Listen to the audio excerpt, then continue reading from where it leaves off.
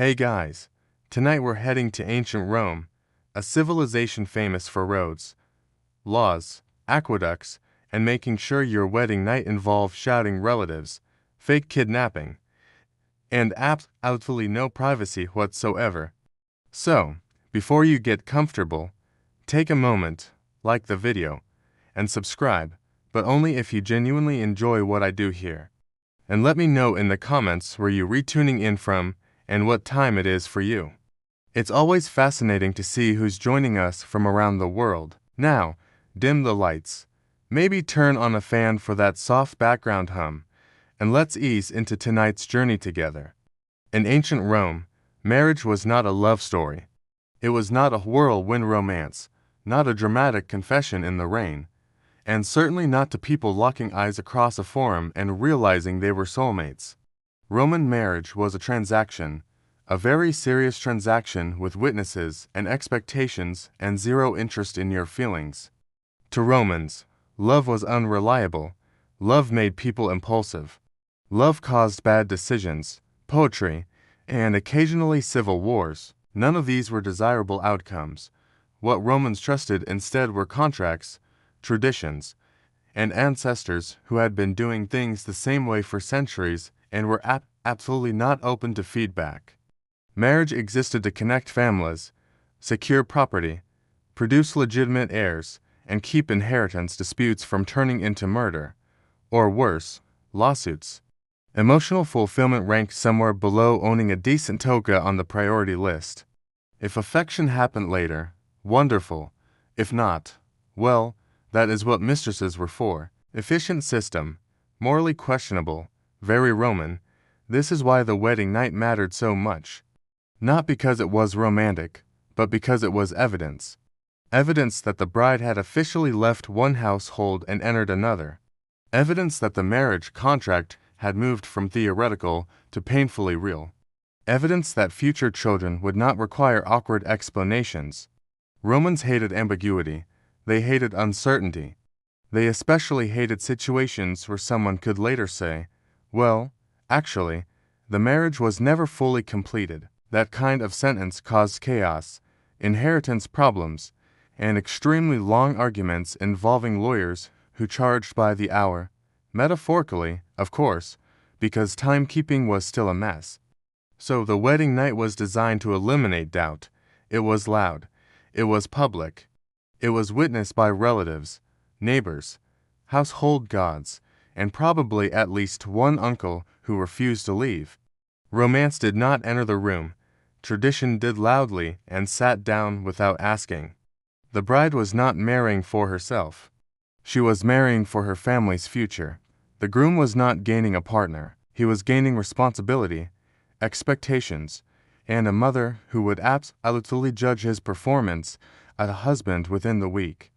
To modern audiences, this feels cold, uncomfortable, slightly horrifying. But to Romans, it was stability. A society obsessed with order could not afford emotional spontaneity. Marriage had to be clear, unquestionable, and impossible to undo without serious consequences. Love could come later. First came duty, and duty in ancient Rome did not care how you felt about it. One of the strangest rules of an ancient Roman wedding was that the bride was required to act as though the entire situation was happening against her will. Even if she liked the groom, even if she was excited, even if she had spent weeks preparing for this moment, none of that mattered. On the wedding night, enthusiasm was suspicious. Resistance was tradition. Roman society believed that a respectable bride did not eagerly leave her family home. Doing so would suggest impatience, desire, or worst of all, personal agency. Instead, the bride was expected to cry, protest, and cling to her mother as if she were being dragged away by fate itself, rather than escorted by relatives she had known her entire life. This performance was not optional. A bride who walked calmly toward her new home risked being judged as shameless. A bride who smiled too much invited gossip. The correct emotional setting was dramatic reluctance mixed with theatrical despair. Think less joyful newlywed and more tragic heroine being written out of her own childhood. Des fully understood this was an act, No one was fooled. Everyone played along anyway, because Roman tradition was not about truth, it was about continuity. This ritual reenacted the ancient belief that marriage originated in abduction. By pretending to resist, the bride symbolically honored her ancestors, reassured her family's honor, and avoided uncomfortable whispers later. The irony, of course, is that the bride's lack of consent was carefully choreographed. She was expected to resist, but not too much. Cry, but not hysterically. Struggle, but never actually escape. Roman weddings were emotional theater with extremely strict blocking. Meanwhile, the groom stood nearby, pretending not to notice, as if he were not about to take responsibility for this entire situation. His job was to look serious, dignified, and slightly burdened. The expression of a man thinking, "Well, this is my life now." This ritual served a clear purpose. It publicly marked the bride's separation from her childhood household. Once she was pulled away, there was no ambiguity, no soft transition, no lingering attachments. The old life ended dramatically in front of witnesses, so the new one could begin without question. To modernize, this feels unsettling, but to Romans, it was reassuring. A woman who appeared reluctant was respectable. A marriage that looked difficult was legitimate. In ancient Rome, desire was suspicious, resistance was respectable, and pretending you did not want something was the first step toward being considered worthy of it. Once the bride had demonstrated sufficient reluctance, crying, clinging, and generally performing emotional resistance at an acceptable Roman level, it was time for the wedding night to truly begin. And by begin, ancient Rome meant a ritual kidnapping conducted in front of friends, family, neighbors, and anyone else who happened to be nearby and enjoying the chaos. The bride was physically pulled away from her mother's arms, not violently, not cry, but firmly and dramatically. The goal was symbolism, not injury. This moment marked the official severing of her ties to her childhood household. From this point on, she no longer belonged to her father's family. She now belonged to her husband's household, its gods, and its expectations. Romance was still nowhere in sight. This was not a surprise. Everyone knew it was coming. The bride knew, the groom knew, the guests knew, and yet the ritual required commitment. You could not half-knap a bride. That would look unserious. Roman tradition demanded full participation, preferably with enough noise to ensure nearby ancestors were fully aware that a marriage was happening. Guests often cheer during this moment, not out of cruelty, but because cheering was part of the performance. The louder the crowd, the more legitimate the marriage appeared. Silence suggested doubt. Doubt was dangerous. Doubt led to inheritance disputes, and Romans absolutely did not want to deal with that later. The bride's apparent distress served a social purpose. It reassured everyone watching that she had not rushed into marriage out of desire or impatience. She was leaving reluctantly as a respectable woman should. At the same time, it reassured the groom's family that she was being properly transferred, not casually wandering into their household on her own terms. From a modern perspective, this ritual feels deeply uncomfortable. Watching someone be symbolically dragged away from their home triggers every instinct we have to intervene. But to Romans, this was clarity. This was closure. This was a clean break performed loudly enough that no one could pretend it did not happen. Once the bride was removed, there was no turning back, no private second thoughts, no quiet reconsideration. The ritual kidnapping made the transition final. In ancient Rome, marriage did not begin with consent, whispered in private. It began with a public declaration that childhood was over, and nothing declared that more clearly than being carried away while everyone watched. Once the bride had been successfully removed from her family loudly, publicly, and with appropriate symbolic distress, the wedding night shifted into its next phase, the torch-lit procession. This was not a gentle walk. This was not a quiet escort. This was a roaming, shouting, fire-filled parade designed to make absolutely sure that everyone within earshot knew a marriage had just occurred. The procession moved through the streets at night, led by friends and relatives carrying torches. Fire mattered here. Fire scared away evil spirits, illuminated the bride's transition, and added a dramatic flair that said, "Something irreversible is happening, and we brought flames to prove it." Romans loved symbolism, but they loved spectacle even more. As the group marched, guests shouted jokes, loud ones, obscene ones, jokes so crude that Roman writers later refused to record them, which tells you everything you need to know. This was not poor manners, this was protection. Romans believed laughter and vulgar language confused jealous spirits who might otherwise interfere with fertility or marital success. If an evil force was listening, the idea was to overwhelm it with nonsense until it gave up. This meant the bride's wedding night began with her being escorted through the city while her relatives yelled things that absolutely should not be repeated in polite company. It was chaotic. It was uncomfortable. It was mandatory and privacy completely absent. Neighbors leaned out of windows. Children followed along. Strangers joined the noise. The louder the procession, the more legitimate the marriage felt. A quiet wedding night suggested something had gone wrong. Romans trusted volume more than subtlety. The groom walked near the bride, maintaining a respectable distance and an expression that suggested dignity rather than panic. His role was to look solemn and responsible, as if he were not currently being escorted home by a crowd, chanting jokes about his future performance as a husband. The procession ended at the groom's house, where the torches cast dramatic shadows over the doorway. This moment marked the bride's official arrival into a new life. From this point forward, she belonged to this household, its traditions, and its gods. To modernize, this looks like chaos, but to Romans, it was order, loud order, fire-lit order. In ancient Rome, marriage was not something you slipped into quietly, it was announced, it was shouted, and it arrived at your door accompanied by flames, laughter, and zero concern for your nerves.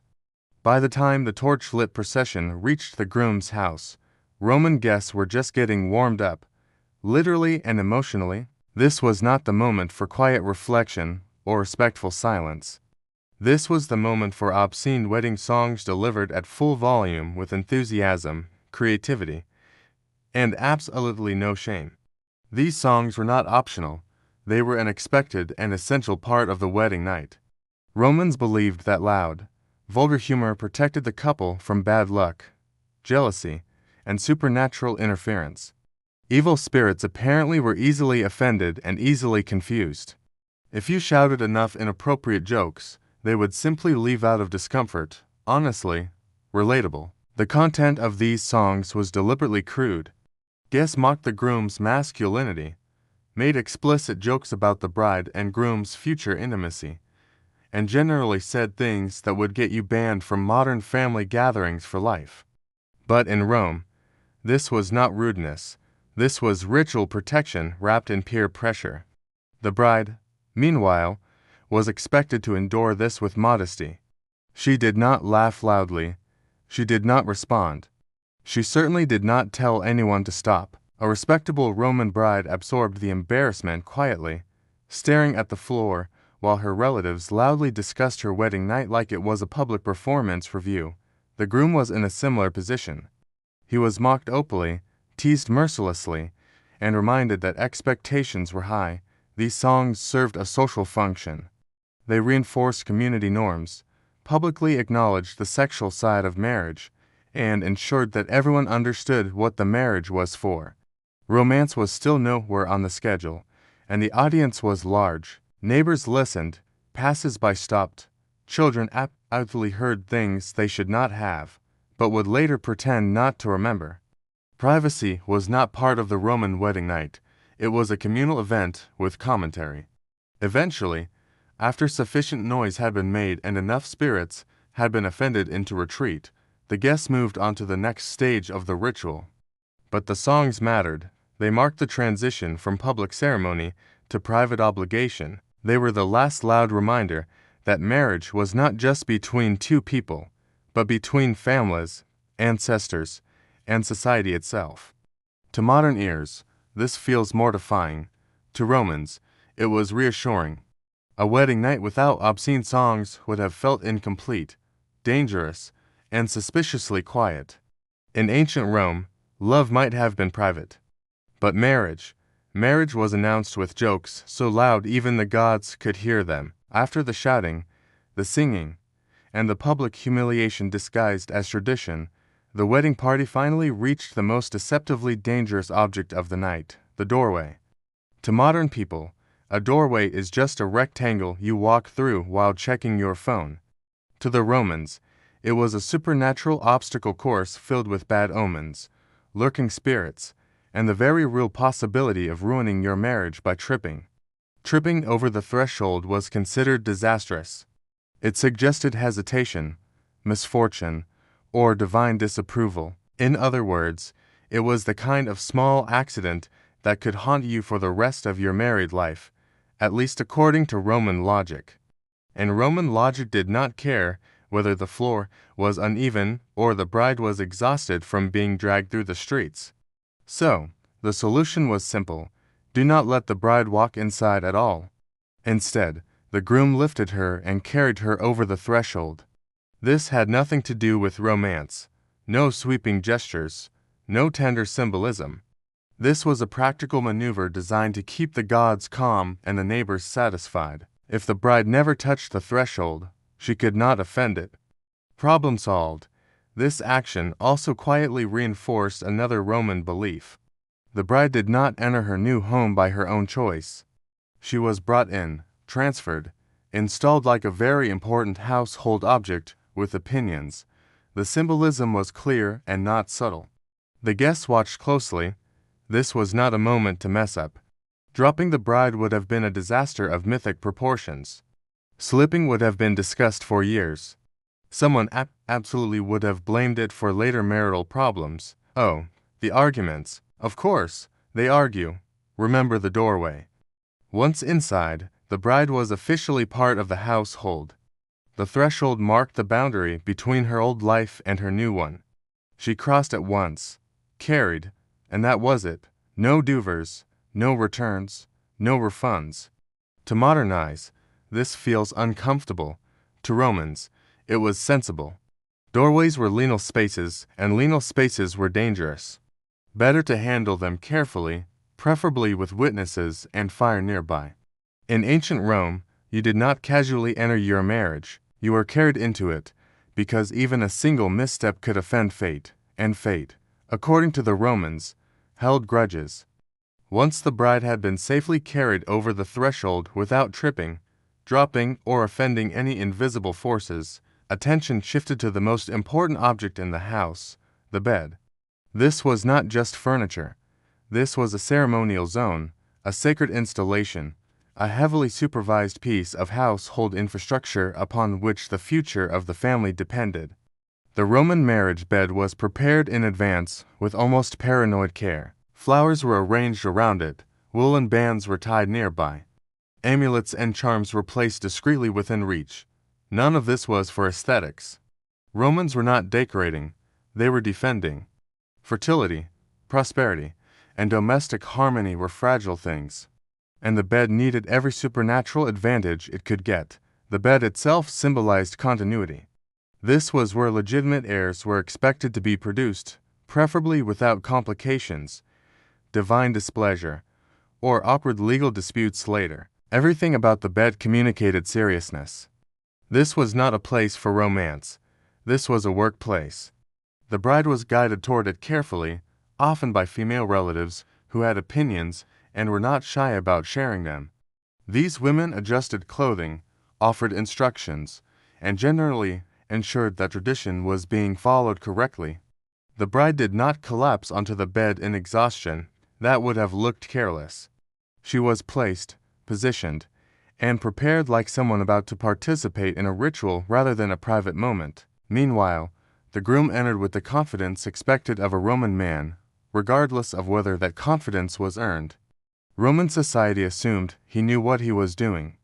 This assumption was optimistic at best, but tradition did not allow for hesitation. Hesitation suggested uncertainty. Uncertainty suggested bad omens. Everyone preferred confident ignorance to cautious doubt. The bed was also public in a way modern people would find horrifying. It was discussed openly, joked about earlier, commented on later. It was never just between the couple. It belonged to the household, the family line, and the ancestors watching quietly from wherever Romans believed ancestors watched from. To modern minds, the idea of a sacred, symbol-heavy bed feels intrusive. To Romans, it was reassuring. It meant the marriage was anchored in ritual, protected by tradition, and impossible to misunderstand. In ancient Rome, the wedding bed was not about intimacy, it was about legitimacy. And legitimacy, like everything else in Roman marriage, required witnesses, even when no one was technically in the room. Once the bride was positioned on the sacred bed, surrounded by flowers, wool, expectations, and the collective anxiety of several generations, attention shifted to a very specific piece of clothing, her belt. This was not a fashion accessory. This was a symbolic device loaded with meaning, superstition, and an alarming amount of pressure. The bride wore a woolen belt tied in a special knot associated with strength, fertility, and masculine virtue. The knot itself was often linked to Hercules, a hero famous for power, endurance, and solving problems by applying excessive force. Subtle symbolism was not Rome's strong point. Only the groom was allowed to untie this knot. No assistance, no advice, no second chances. This act symbolized his authority as a husband and his role in continuing the family line. It was less romantic gesture and more ritual confirmation that you are now responsible for everything that follows. This moment mattered. Untying the knot incorrectly, awkwardly, or with visible confusion would not have gone unnoticed. Even though technically no one was supposed to be watching, Roman culture had a remarkable ability to know things it was not present for. The knot represented restraint, order, control. Its untying symbolized the official transition from maiden to wife. Once undone, the marriage moved from symbolic to real, from public performance to private obligation, and yet, the irony was unavoidable. The groom was expected to perform this task with confidence and authority regardless of whether he had any experience or understanding of what came next. Roman society assumed competence by default. Reality was expected to catch up later. The bride, meanwhile, was expected to remain passive and modest throughout this moment. She did not assist. She did not comment. She did not guide the process. A respectable bride did not rush what tradition had carefully slowed down. To modernize, this feels painfully awkward. A symbolic knot representing cosmic order placed in the hands of two people who barely knew each other, surrounded by a culture that had already discussed their night in graphic detail earlier. Romance was still nowhere to be found, but to Romans, this was clarity. The knot existed to mark a boundary, and its untying crossed it. No confusion, no ambiguity, no emotional interpretation required. In ancient Rome, marriage did not begin with affection. It began with a knot, and once that knot was undone, there was no pretending the ritual was still theoretical. At this point, you might reasonably assume the wedding night finally became private. The door closes, the torches dim, the relatives politely go home and mind their own business. Absolutely not. In ancient Rome, the guests did not leave. They gathered outside the bedroom door like an emotionally invested audience that had paid for front row seats and fully intended to get their money's worth. Silence was suspicious.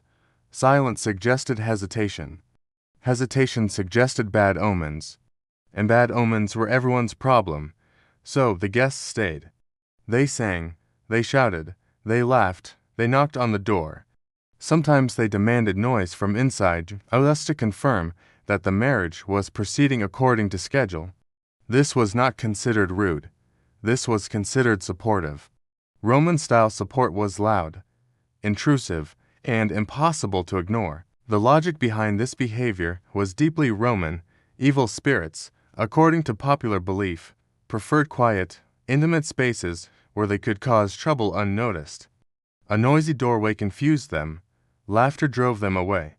Public acknowledgement ensured protection. If something important was happening, it needed witnesses, even if those witnesses were technically standing in the hallway making jokes.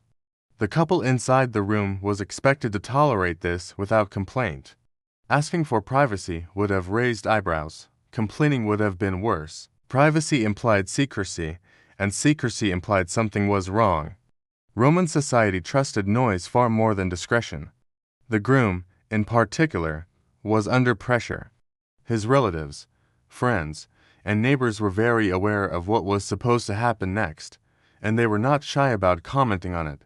The jokes aimed at him were crude, relentless, and designed to remind him of his responsibilities. Masculinity in Rome was a public performance, even when you were behind a closed door. The bride, meanwhile, was expected to remain quiet, modest, and dignified, despite the fact that her wedding night had turned into a spectator sport with commentary.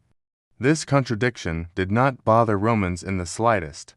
Tradition rarely concerns itself with comfort. Eventually, the noise faded, not because the guests felt satisfied, but because they believed their presence had done its job. The spirits had been chased away. The marriage had been publicly acknowledged. The night could proceed. In ancient Rome, the wedding night was never just between two people. It belonged to the family, the household, and a crowd outside the door making sure tradition was being respected. With the door finally closed, and the crowd lingering just long enough to make sure it really was closed, Roman tradition shifted into one of its favorite contradictions. The bride was expected to be modest, passive, and restrained. The groom, meanwhile, was expected to be confident, capable, and completely in control of a situation he had likely never experienced before. This expectation was not negotiable. Roman society assumed male competence by default. Whether the groom was prepared, informed, or emotionally ready did not matter. He was a Roman man. That was considered qualification enough. Hesitation was dangerous. Uncertainty suggested weakness. Weakness was unacceptable, especially on a night that symbolized authority, continuity, and social order. The bride, on the other hand, was expected to demonstrate restraint. She did not lead. She did not speak openly. She did not express fear or excitement. A respectable Roman bride was quiet, composed, and obedient, even as her entire future shifted in a single evening. This imbalance was not accidental. It reinforced Roman ideas about hierarchy within marriage. The wedding night was not about shared discovery. It was about roles being established clearly and immediately. One person acted, the other received. Ambiguity was the enemy. And then there was the awkward reality that Roman tradition carefully ignored. Many brides were very young, and many grooms were not exactly experienced teachers. The expectation of effortless competence collided with human uncertainty in ways Roman culture preferred not to acknowledge. There were no guides, no gentle conversations, no space for mistakes. Tradition assumed everything would simply work itself out because tradition always assumed it was right. Any discomfort was framed as normal. Any confusion was to be endured quietly.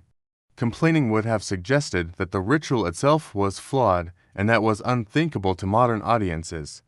This feels deeply uncomfortable. The lack of communication, the imbalance of expectations, the silence demanded from one side. All of it highlights how different Roman values were from our own. But to Romans, this was stability. Clear roles meant fewer disputes later. Fewer disputes meant fewer challenges to authority. Marriage was not meant to be emotionally fulfilling. It was meant to function. In ancient Rome, the wedding night was not about mutual understanding. It was about performing your role correctly.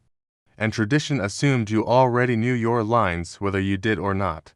As if the relatives outside the door were not enough pressure, ancient Romans believed the wedding night also had an audience that could not be shooed away, the household gods. These were not distant, abstract deities lounging comfortably on Mount Olympus. These were domestic gods. They lived in the house. They watched everything, and they were very invested in how this marriage turned out. Every Roman home contained a small shrine dedicated to the household spirits, usually located near the hearth. These gods protected the family, oversaw daily life, and took personal interest in major transitions, marriage being one of the biggest. The wedding night was not just a social event, it was a religious milestone. The gods were witnesses whether you liked it or not. This belief added another layer of anxiety to an already uncomfortable situation. The bride and groom were expected to behave properly, respectfully, and in accordance with tradition, because misbehavior was not just embarrassing. It was offensive to divine beings who lived in the same building. The bride's entry into the household marked her formal introduction to these gods. She was no longer protected by her father's spirits. From this night onward, she belonged to a new set of divine supervisors. This was taken very seriously. A marriage that displeased the household gods risked infertility, illness, or general misfortune. The Roman equivalent of leaving a bad review with the universe. To appease these gods, certain rituals were observed, offerings were made, words were spoken, actions followed prescribed patterns. Nothing was left to chance. Roman religion was not about faith, it was about procedure. Do the steps correctly, and the gods would cooperate. Skip one and enjoy the consequences. The groom also had responsibilities here. As head of the household, he was expected to maintain good relations with the gods. A successful wedding night was seen as evidence that the gods approved of the union. A troubled one invited uncomfortable questions, not just from family, but from fate itself. To modern ears, the idea of divine surveillance feels intrusive. To Romans, it was comforting. The gods provided order, they ensured continuity. They watched the transition from one generation to the next and kept the system intact. In ancient Rome, marriage was never private. Not from family, not from society, and certainly not from the gods quietly observing from the corner of the room. In ancient Rome, the wedding night did not quietly end when the sun came up. There was no sleeping in, no lazy morning, no pretending nothing monumental had just happened. Mourning itself was part of the ritual, and it mattered almost as much as the night before. The new bride woke up not as a guest, not as a daughter, but as a full member of her husband's household. This transition had to be visible, deliberate, and properly acknowledged. Romans did not trust subtlety. If something important happened, it needed a ceremony attached to it. One of the bride's first responsibilities was to greet the household gods again, this time not as a visitor, but as their new caretaker. She was now responsible for maintaining domestic harmony, overseeing daily rituals, and ensuring the gods were properly respected. No pressure, just the spiritual well-being of an entire household resting on your shoulders before breakfast. The bride also began performing domestic tasks immediately. This was not punishment, it was symbolism. By engaging in household duties, she demonstrated her new role publicly. Marriage was not complete until society could see that she belonged here, working, managing, and participating in the rhythm of the home.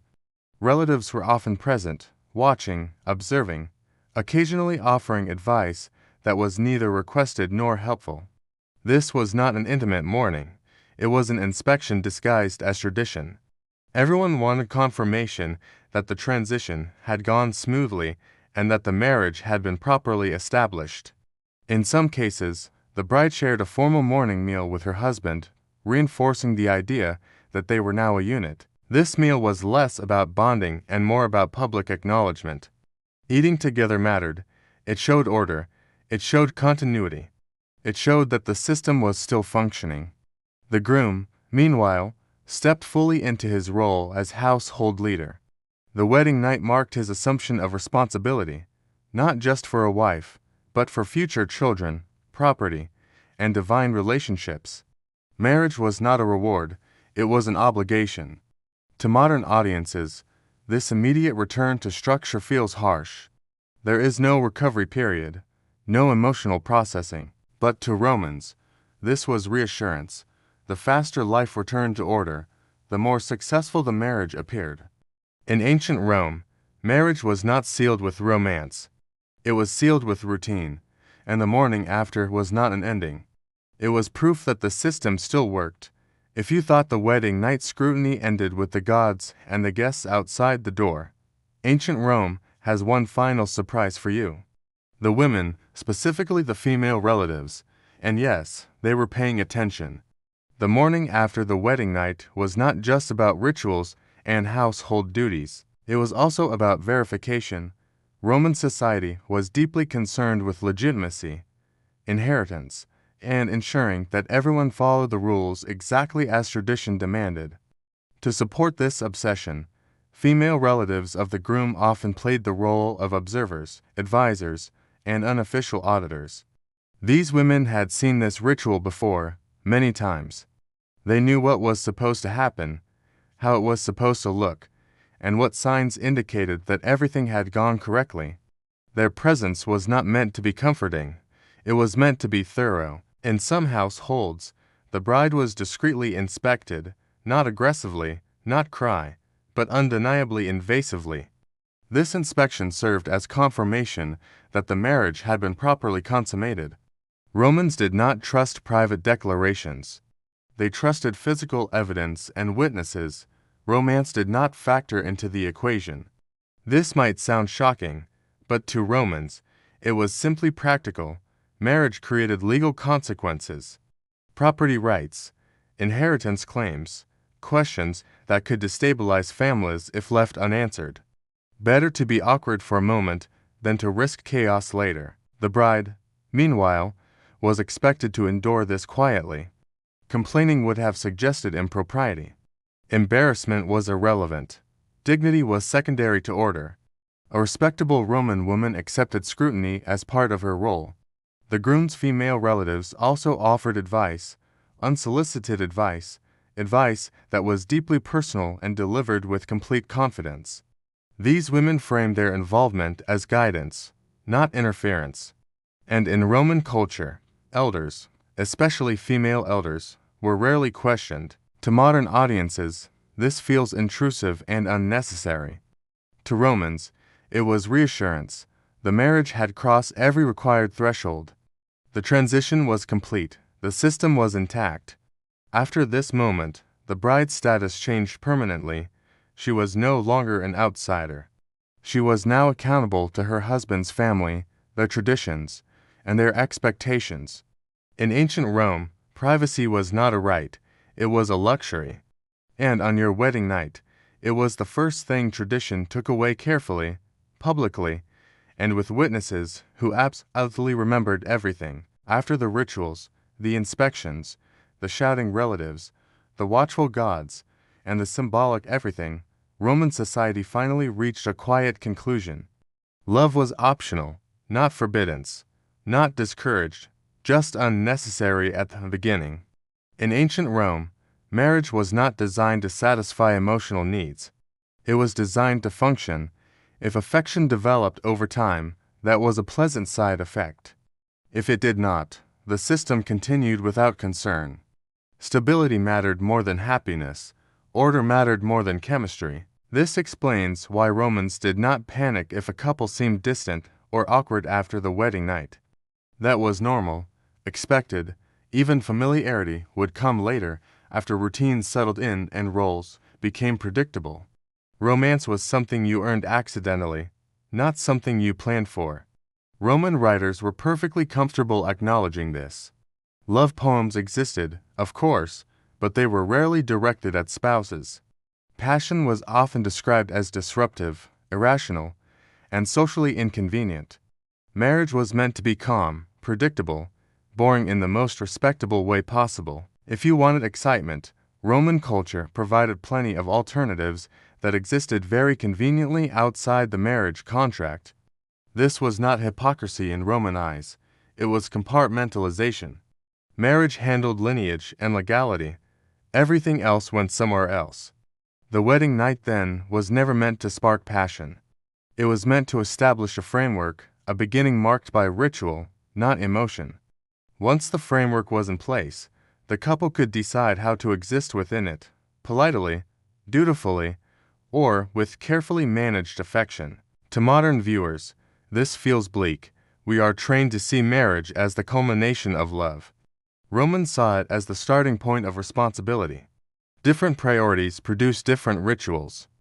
And in that context, the strange wedding night makes sense.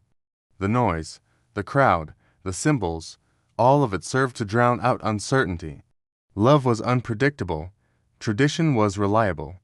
In ancient Rome, marriage did not promise happiness, it promised structure. And if love arrived later, quietly and without ceremony, that was considered a bonus, not a requirement. By the time the Roman wedding night finally ended, after the shouting, the singing, the inspections, the gods, the symbols, and the complete lack of personal space, one thing should be very clear: the weirdness was intentional.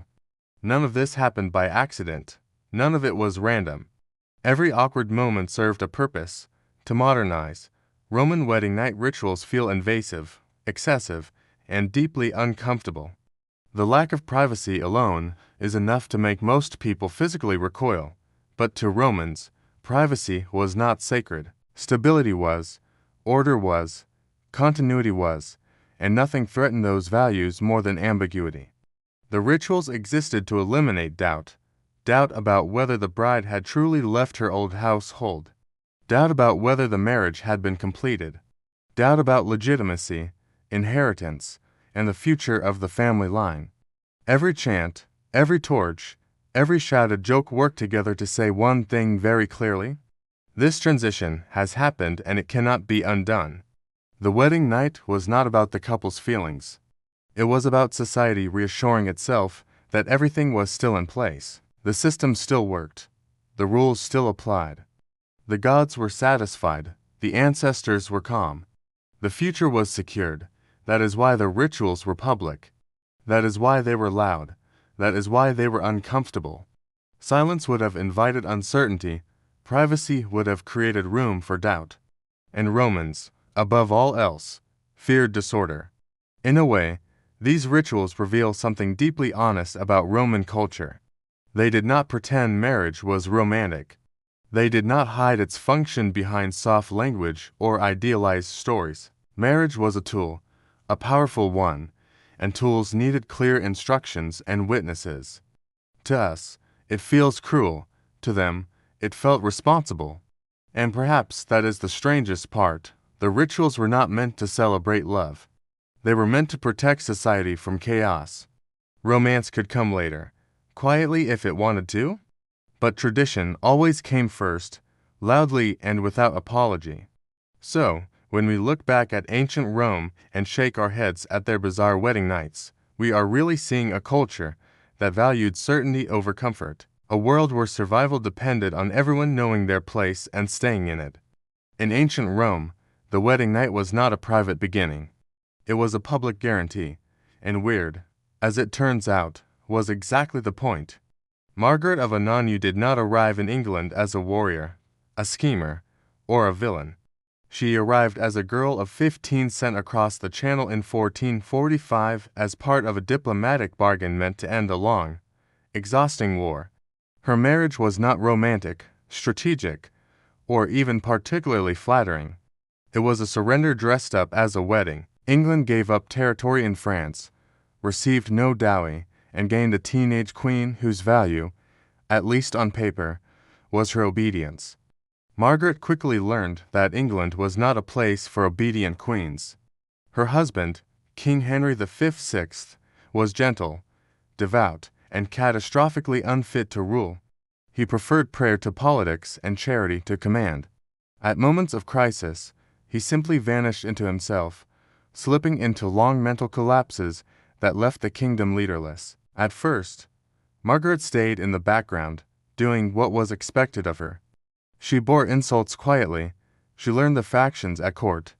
She watched men argue over power while her husband stared at the floor.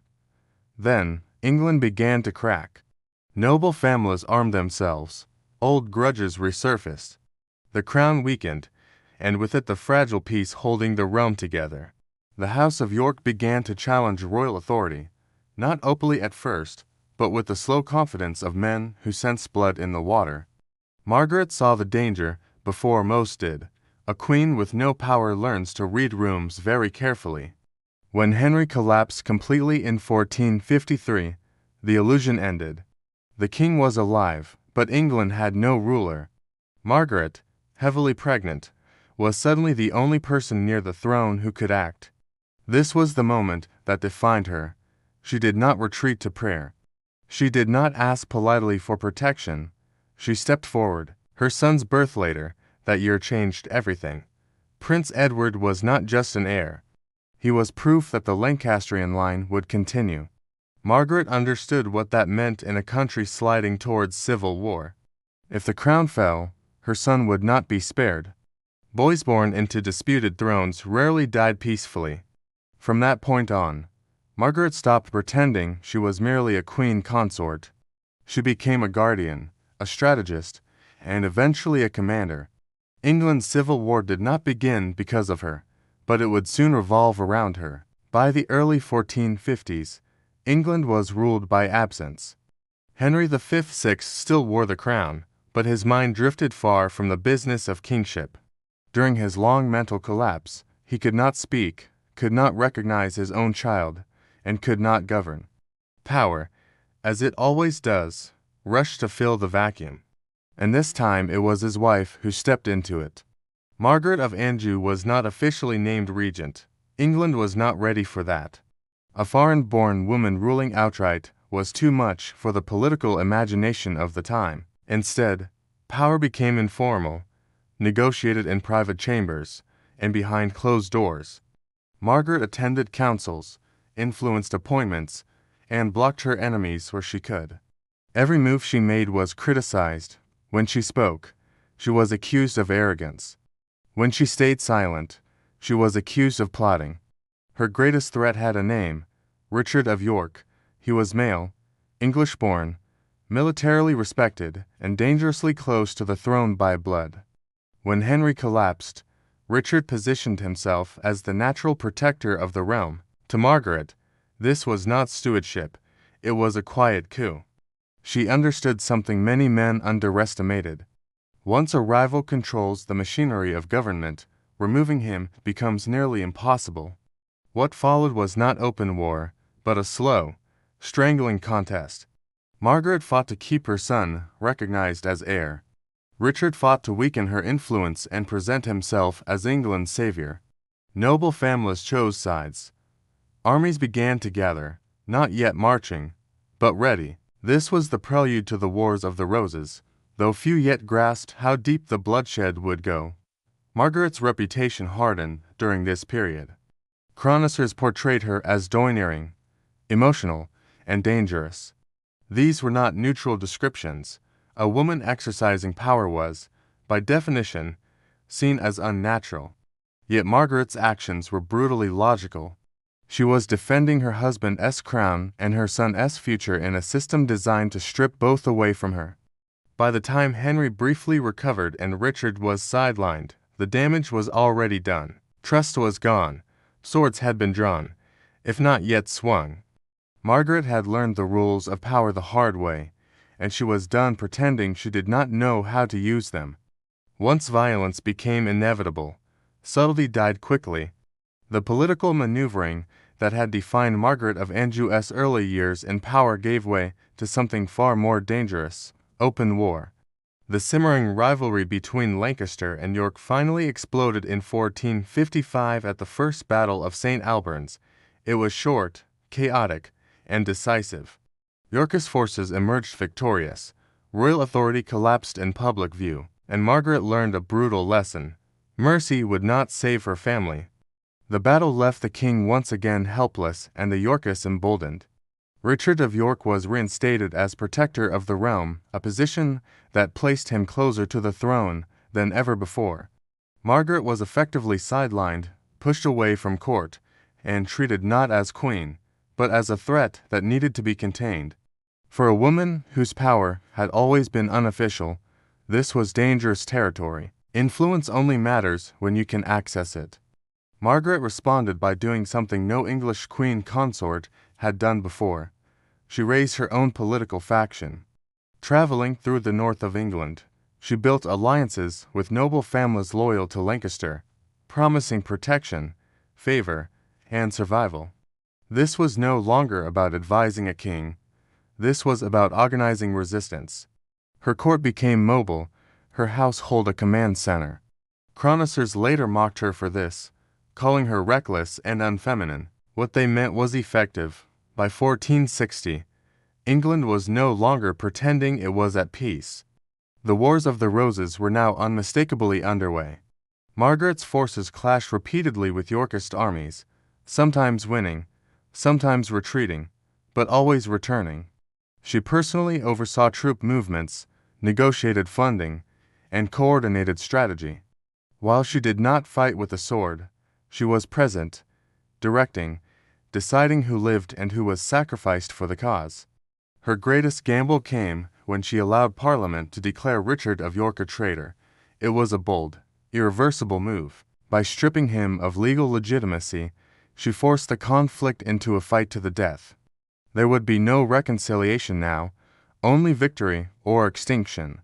When Richard of York was killed at the Battle of Wakefield, Margaret stood at the peak of her power, but war rewards no one for long. Each victory sharpened her enemies, each decision deepened the bloodshed, and the crown she fought to protect was becoming heavier with every fallen body beneath it. The death of Richard of York should have ended the struggle. For Margaret of Anjou, it was meant to be the moment when the war tipped decisively in her favor. The Yorkist claimant lay dead, his ambitions buried with him after the Battle of Wakefield. Margaret had removed her most dangerous rival. But history rarely rewards clean victories. Instead of peace, England received something worse: escalation. Richard's death did not break the Yorkist cause.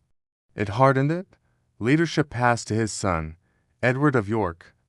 Young, charismatic, and far more dangerous than his father. Where Richard had relied on legal arguments and precedent, Edward relied on speed, confidence, and battlefield dominance.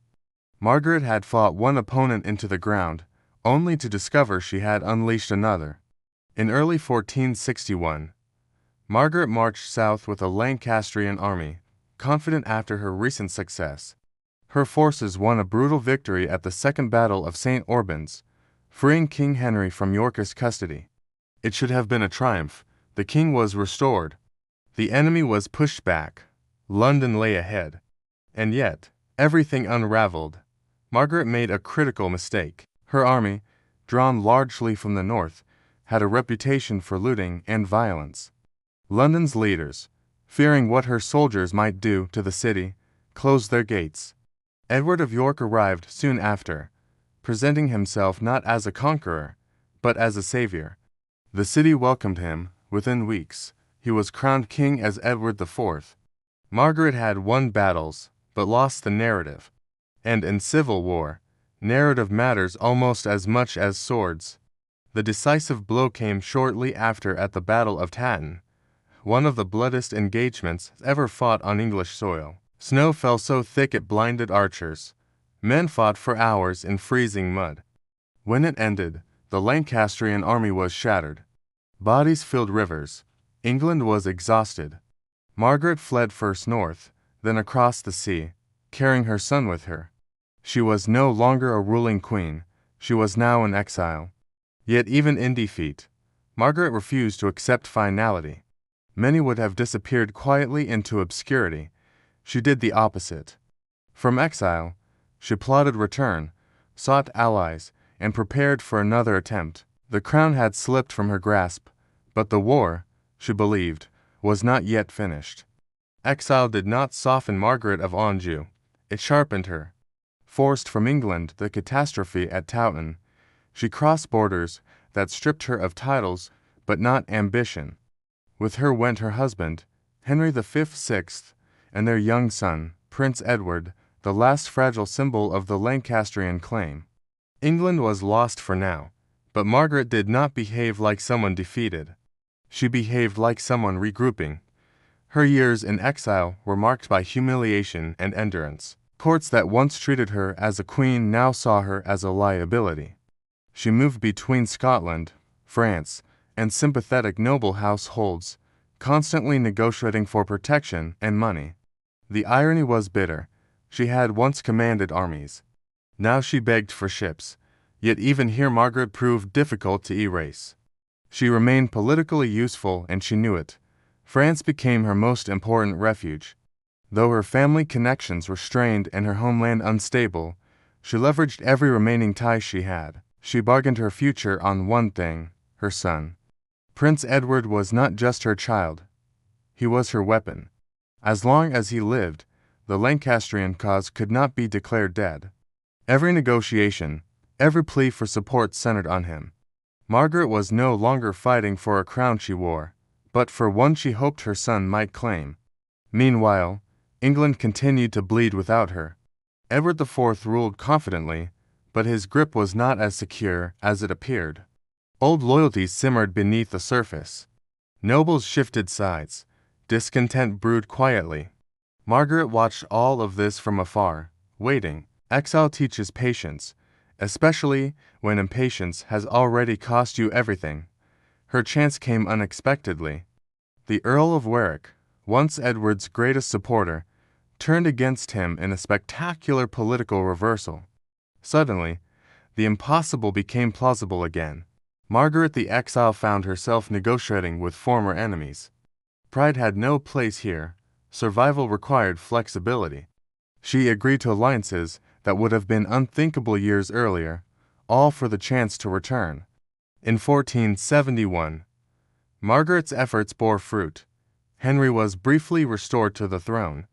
For a moment, the world seemed to rewind, but restoration was fragile, and Margaret was no longer on English soil to protect it. This time, fate would move faster than her plans. The restoration of Henry V/6 in 1471 was fragile from the moment it began. It existed on paper more than in reality, propped up by shifting alliances and exhausted loyalties. Margaret of Anjou, the architect of this unlikely return, was not even present in England when it happened. Delayed by storms at sea, she arrived too late to control events that demanded immediate force, while Henry sat passively on the throne once more. Power lay elsewhere. Edward IV had not accepted defeat. He returned swiftly from exile with experienced troops, money, and momentum. The country that had briefly welcomed Henry's restoration now hesitated. No one wanted another prolonged war. Margaret's return should have unified the Lancastrian cause. Instead, it exposed its weakness. The decisive confrontation came at the Battle of Tewkesbury. Margaret was present this time, watching the fate of her family play out on the battlefield. Her army was smaller, less disciplined, and outmaneuvered. The Yorkists crushed the Lancastrian forces with brutal efficiency. There was no heroic reversal, no last-minute miracle. It was slaughter. The true devastation came after the fighting ended. Margaret's son, Prince Edward, was captured and killed. Whether he died in battle or was executed afterward mattered little. The result was the same. The Lancastrian line was extinguished. The future Margaret had spent decades fighting to protect vanished in a single day. Few moments in medieval politics were so absolute. Shortly after, Henry V/6 died in captivity in the Tower of London, almost certainly murdered. With his death, the war effectively ended. Margaret was captured alive. For the first time in her adult life, there was no cause left to defend, no army to raise, no crown to reclaim. She had lost everything she had fought for. Edward IV showed her mercy of a calculated kind. She was not executed. Instead, she was held prisoner for several years, a living reminder of a war now over. Eventually, she was ransomed back to France. It was not a return home in triumph, it was removal. Margaret left England as she had entered it decades earlier, stripped of power, defined by other people's decisions. But unlike the frightened teenager who first crossed the Channel, this woman carried the weight of a kingdom's collapse on her shoulders. After decades of command, crisis, and relentless motion, Margaret of Anjou entered a phase of life that history records only faintly. This was not because nothing happened, but because nothing dramatic remained to record. Once ransomed back to France, Margaret became something rare for a woman like her, politically irrelevant. For someone who had lived at the center of war, this quiet was not peace. It was a ratio. She returned to a homeland that barely recognized her. France had changed, and so had she. The resources that once supported her ambitions were gone. Her powerful relatives were dead or distracted by their own struggles. Margaret lived in reduced circumstances, dependent on a modest pension and the charity of the French crown. The woman who once negotiated alliances between kingdoms now had no leverage at all. What makes this period striking is not what Margaret did, but what she endured. She had lost her husband, her son, her crown, and her country. Most medieval women disappeared quietly after such losses, absorbed into convents or family households. Margaret did neither. She remained visible enough to be remembered, but powerless enough to be ignored. Chroniclers who once painted her as a monster now barely mentioned her at all. This silence was deliberate. Victors control memory, and the Yorkist regime had no interest in preserving the image of a queen who had nearly destroyed them. Margaret was reframed not as a commander or strategist, but as a cautionary tale, the dangerous foreign woman whose ambition brought ruin. Her years of exile conveniently reinforced that narrative. She was no longer a threat, so she could be simplified. Yet survival itself was a quiet defiance. Margaret lived until 1482, long enough to see England stabilize under a new order built partly on the ruins she had helped create. She never returned to England. She never saw her son's grave. She never regained a title that mattered, but she also never apologized. There is no evidence that Margaret expressed regret for her actions. No surviving confession. No plea for forgiveness. That absence speaks volumes. She had played the game of power by the same rules as the men around her, and she had paid the same price for losing. The difference was that history punished her ambition more harshly. By the time she died, Margaret of Anjou was no longer feared or hated. She was simply inconvenient to remember. And yet, the wars she fought and reshaped England permanently. Silence could not undo that. Long after her armies were destroyed and her cause extinguished, Margaret of Anjou continued to fight a different kind of war, one she could not win. This battle was over memory, and in that arena, she was defenseless. Medieval chroniclers did not struggle to explain civil war, they struggled to explain female power. Margaret solved that problem for them. She was cast as the cause rather than the participant, the spark rather than the fuel. England's decades of instability were folded neatly into her personality. Foreign, emotional, domineering, unnatural. The men who armed the kingdom, betrayed allies, and butchered rivals faded into complexity. Margaret became the villain who made it all happen. This narrative hardened quickly. Writers accused her of cruelty, ambition, and bloodlust, often exaggerating or inventing scenes to make their point. She was described as shouting orders, humiliating enemies, and raying in executions. These images survived not because they were accurate, but because they were useful. They explained chaos without questioning the system that produced it. What is striking is how selective this moral outrage was. Male nobles who switched sides repeatedly were called pragmatic. Kings who plunged England into war were called unfortunate. A queen who refused to surrender her son's inheritance was called monstrous. Margaret did not behave unusually for a political leader of her time. She behaved unusually for a woman. Later generations inherited these judgments uncritically. Plays and poems reduced her to a caricature, a screaming harridan haunting battlefields and courts. Even centuries later, her name was shorthand for disorder. It was easier to remember her as a warning than to confront the uncomfortable truth that England's civil war was driven by structural failure, not one woman's will. Modern historians have been less forgiving of that simplification. When stripped of myth, Margaret emerges not as a destabilizer, but as a responder to crisis. She acted because no one else would. She fought because surrender meant annihilation.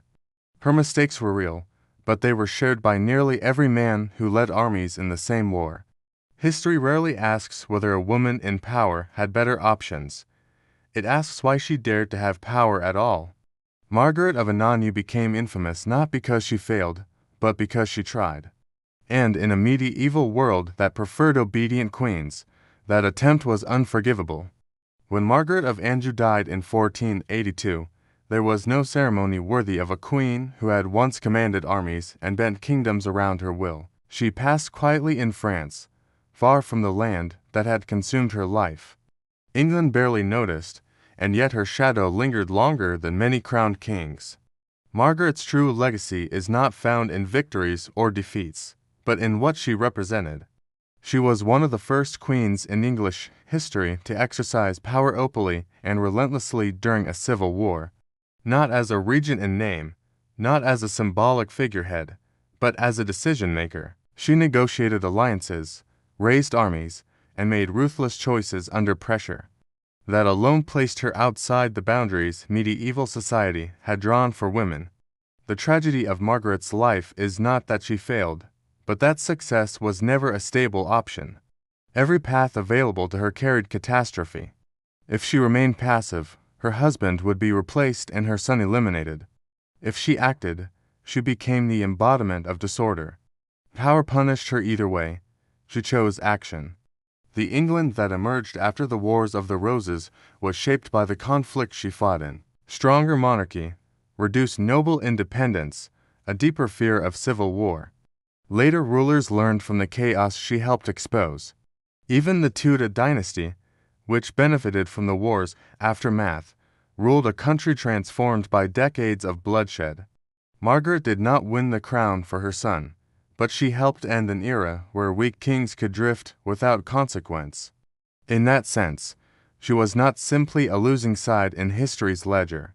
She was part of the mechanism that forced change. Civil wars do not have heroes, but they do have catalysts. Margaret was one of them. What remains striking is her refusal to disappear when history demanded it. She did not fade gracefully. She did not retreat into silence when power slipped away. She endured exile, imprisonment, and loss without renouncing her cause. That endurance unsettles traditional narratives more than her battles ever did. Margaret of Anjou is often remembered as a warning. She should be remembered as a case study in survival under impossible conditions. She was not England's downfall. She was a woman who refused to let a broken system quietly destroy her family.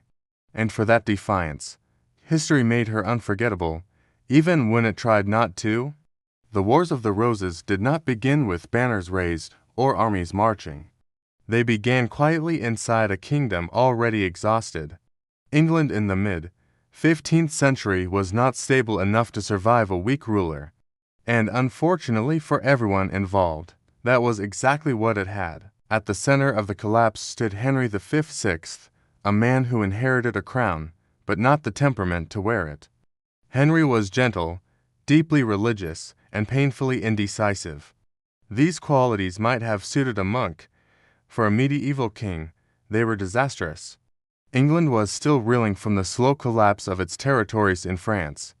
Wars that had drained the treasury and humiliated the nobility. Soldiers returned home unpaid. Merchants suffered from instability. Law and order weakened as powerful lords began enforcing their own version of justice. The king, meanwhile, prayed. As Henry retreated from authority, power began to leak outward.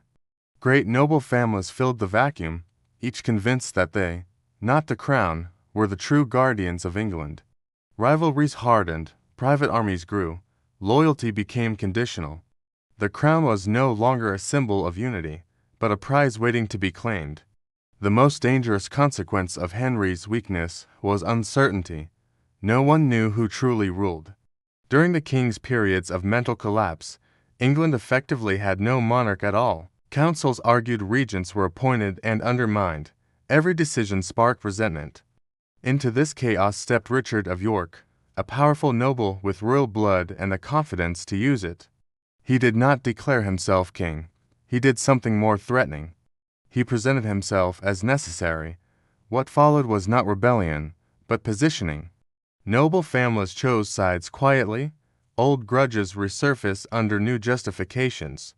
The royal court became a battlefield of whispers and alliances. The symbols of war were already visible before the first sword was drawn. Coats of arms replaced trust. Kinship was weighed against opportunity. England was not yet at war with itself, but it was no longer whole. The monarchy had lost its authority, and once that happened, violence was only a matter of timing. The Wars of the Roses were not caused by ambition alone. They were born from a kingdom that could no longer hold itself together. Once authority fractured, lineage became weaponized. In theory, the English crown followed a clear line of succession. In practice, 15th century genealogy was a mess of overlapping claims, dead heirs, and convenient interpretations. The houses of Lancaster and York were not outsiders fighting the throne. They were family, and that made the conflict far more dangerous. Both sides descended from Edward III, whose many sons had produced too many legitimate claimants for a single crown. The Lancastrian kings ruled through Henry V/6, descended from Edward's third son. The Yorkists traced their claim through both the second and fourth sons, which on paper gave them a stronger hereditary argument. That fact mattered less than how often it was repeated. In medieval politics, repetition could turn theory into truth. What truly poisoned the situation was that these blood claims existed in a world already flooded with armed men. England's nobility maintained private retinues loyal not to the crown, but to individual lords. When disputes arose, they were not settled in courtrooms. They were settled with steel. Every legal argument came with a shadow army behind it. The rivalry hardened when Richard of York positioned himself as protector of the realm during Henry's breakdowns. Officially, he claimed to be safeguarding England. Unofficially, he was proving he could run the kingdom better than the king. Each time he governed competently, the idea of replacing Henry felt less radical. Lancastrian supporters saw this as creeping treason. Yorkist supporters saw it as inevitable reform. Neutral nobles watched carefully, waiting to see which side offered survival. Loyalty shifted, not based on morality, but timing. Choosing too early was dangerous. Choosing too late was fatal. What makes this phase critical is that war was still avoidable. There were negotiations, compromises, and half measures, but none addressed the real issue. England had too many powerful men and no strong center to restrain them. Every truce simply postponed violence. Every agreement bred suspicion. By the time the first armies gathered, the question was no longer who had the better claim. It was who would strike first. In a system where weakness invited removal, restraint became a liability. Bloodlines provided justification, swords provided resolution, and England was rapidly running out of reasons not to use them. The moment diplomacy collapsed, violence rushed in to replace it. The first true rupture came in 1455 at the Battle of St. Albans, a short, savage clash that shattered any illusion that England's crisis could be solved quietly. What had once been whispered arguments over bloodlines and governance turned into open killing in the streets. The Wars of the Roses had begun, and there would be no clean way out. At St. Albans, the forces of Richard of York struck decisively against Lancastrian loyalists. Several of the king's closest allies were killed, not in grand heroic combat but in close chaotic fighting. The king himself, Henry V/6, was captured. That single moment sent a clear message across the realm. The crown could be seized and the sky would not fall. From then on, restraint became weakness. Noble families scrambled to reassess their positions. Some switched sides immediately, others armed themselves and waited. The countryside filled with small bands of soldiers wearing household colors rather than royal insignia. England was no longer fighting foreign wars, it was consuming itself. What made this conflict especially brutal was its intimacy. The battles were not distant affairs between strangers. They were fought between cousins, former allies, and neighbors. Noblemen who had shared tables now shared battlefields. Prisoners were rarely spared because mercy invited revenge later. Executions followed victories with chilling speed. Power changed hands not through law but through survival. The violence also reshaped political behavior. Parliament became a weapon rather than a forum. Victors used it to legitimize their rule, declare enemies traitors, and confiscate lands. Losing a battle no longer meant temporary disgrace. It meant legal erasure. Titles vanished, families were destroyed, estates were redistributed to the loyal. As battles multiplied, England learned a dangerous lesson. Force worked. Each successful coup encouraged the next. Each deposition normalized the idea that kings could be replaced. The crown lost its sacred distance. It became another prize on the field. By the late 1450s, England was trapped in a cycle it could not break. Victory demanded total defeat of the enemy. Compromise became impossible. Politics had failed. Blades now dictated the future, and with every clash, the cost of ending the war grew higher. Civil war has a way of accelerating careers. Men who might have spent decades climbing courtly ladders suddenly found themselves standing on battlefields deciding the fate of England. No one benefited more from this brutal compression of time than Edward IV, the young son of Richard of York. Where his father had moved carefully, Edward moved fast. And in a war defined by momentum, speed mattered. After Richard of York was killed in battle, many expected the Yorkist cause to collapse. Instead, it transformed. Edward was tall, confident, and visibly martial in a way that appealed to exhausted nobles and common soldiers alike. He did not argue genealogy in council chambers. He argued with victories. In early 1461, he marched south, gathering support, not through legality, but through presence. Towns opened their gates. Men joined his banner because he looked like a king who could actually win. His coronation as king did not end the war, it intensified it. For the first time, England had two competing monarchies, each claiming legitimacy and each willing to kill to enforce it. Edward's greatest test came at the Battle of Tun, fought in appalling conditions. Snow blinded archers, mud swallowed the wounded. The scale of death shocked even hardened veterans. When it ended, the Lancastrian army was destroyed and with it any immediate challenge to Edward's rule. Towton did not bring peace, it brought dominance. Edward IV ruled decisively, redistributing lands, rewarding loyalty and crushing resistance. For a time, it worked. The kingdom, exhausted by years of chaos, accepted stability even if it was enforced with fear. England had not healed, but it had paused. Yet the war had changed the rules forever. Edward's rise proved that a crown could be taken and held by force alone. Birth mattered, but battlefield success mattered more. This lesson lingered, unsettling every noble who watched it unfold. If one king could be overthrown, so could another. Beneath the surface of Edward's reign, resentment brewed. Former allies felt sidelined, old loyalties resurfaced. The war had crowned a victor, but it had not resolved the disease that caused it. England was stable only so long as Edward remained unchallenged, and history had already shown how temporary that could be. Once the crown proved movable, loyalty became negotiable. The middle years of the Wars of the Roses were defined less by ideology than by betrayal. Alliances shifted not because beliefs changed, but because survival demanded flexibility. Nowhere was this more visible than in the rise and fall of the man later known as the Kingmaker. The Earl of Warwick had been instrumental in placing Edward IV on the throne. He commanded armies, negotiated marriages, and projected authority on Edward's behalf. For a time, Warwick was the engine of Yorkist power, but civil war rewards ambition poorly. As Edward grew more confident, he relied less on his former manner. Decisions were made without Warwick's approval. Honors went elsewhere, influence slipped. Warwick's response was not loyalty, it was recalculation. In a move that stunned England, Warwick turned against the king he had helped create.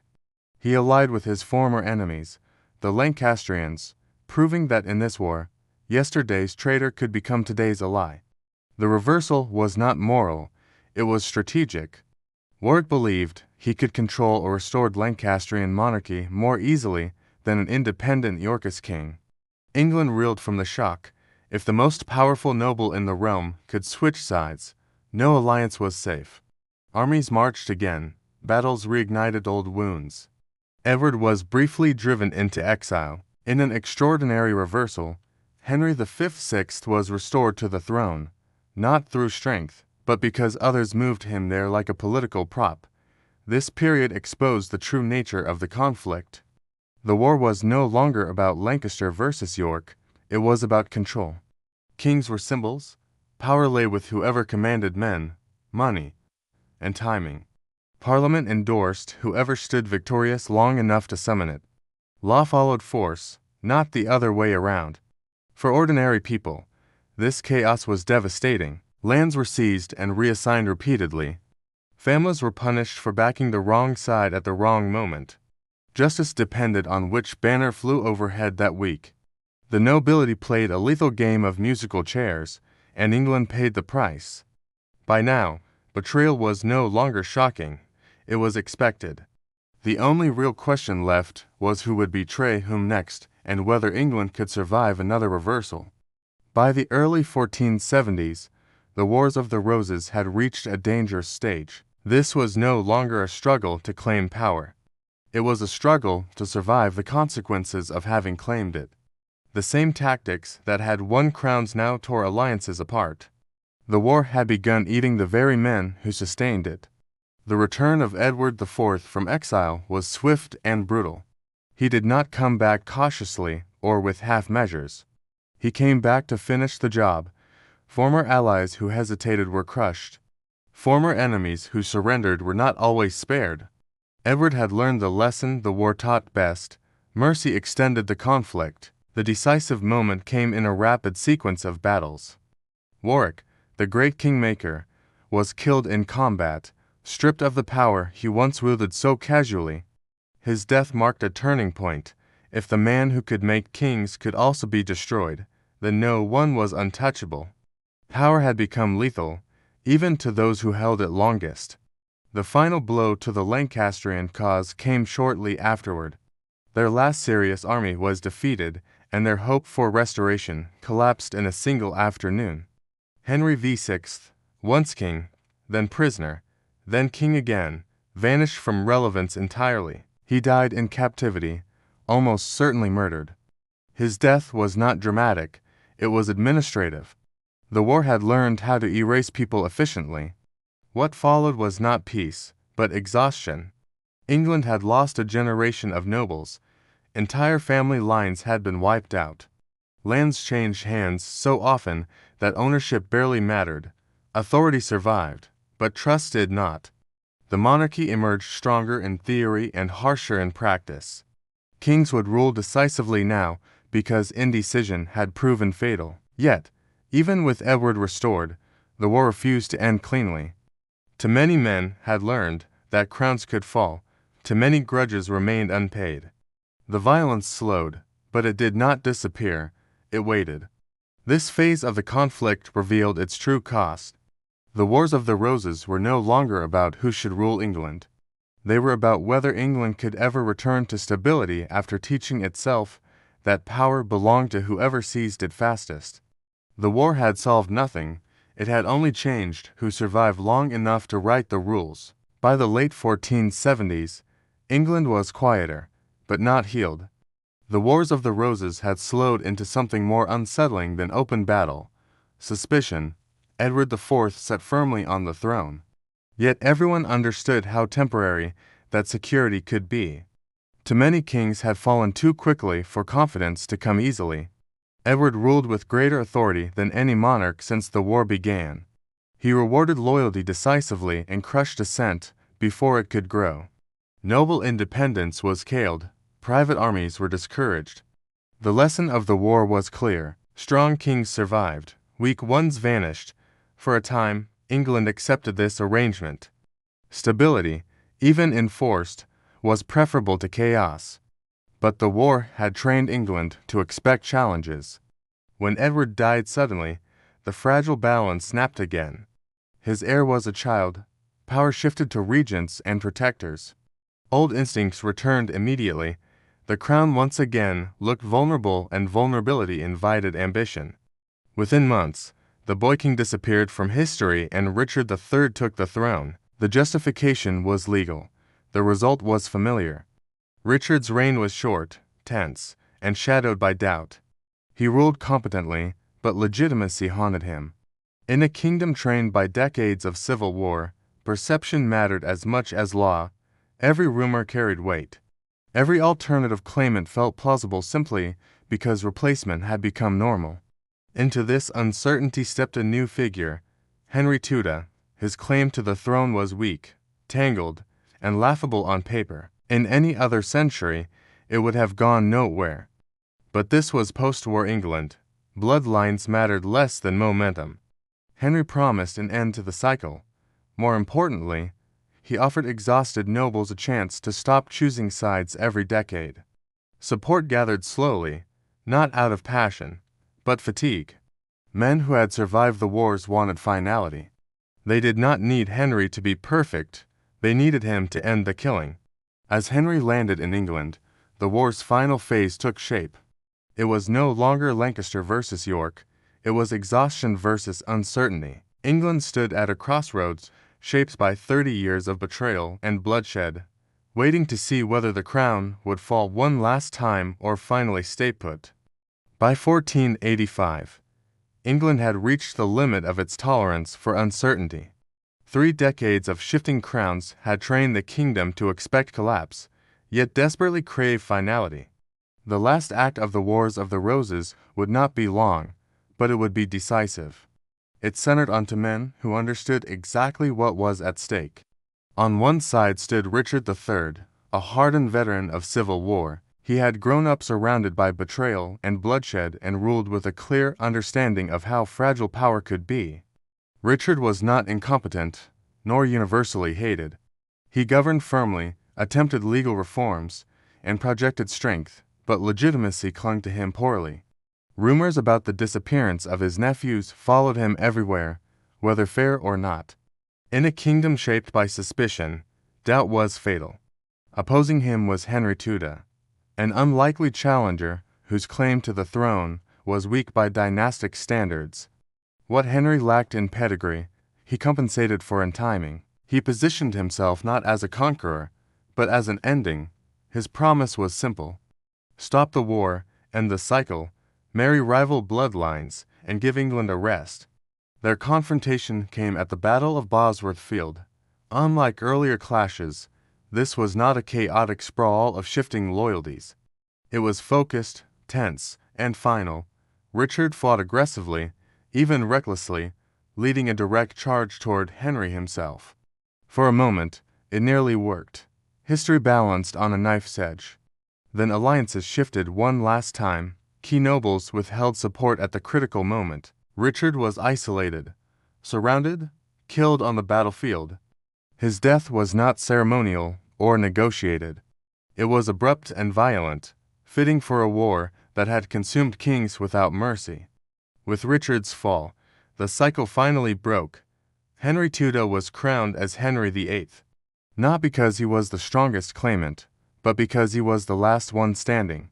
The crown passed not through purity of blood, but through exhaustion of alternatives. Bosworth did not simply decide a king. It ended a habit. England had spent 30 years learning that rulers could be replaced by force. Now it learned something new, that endless replacement led only to ruin.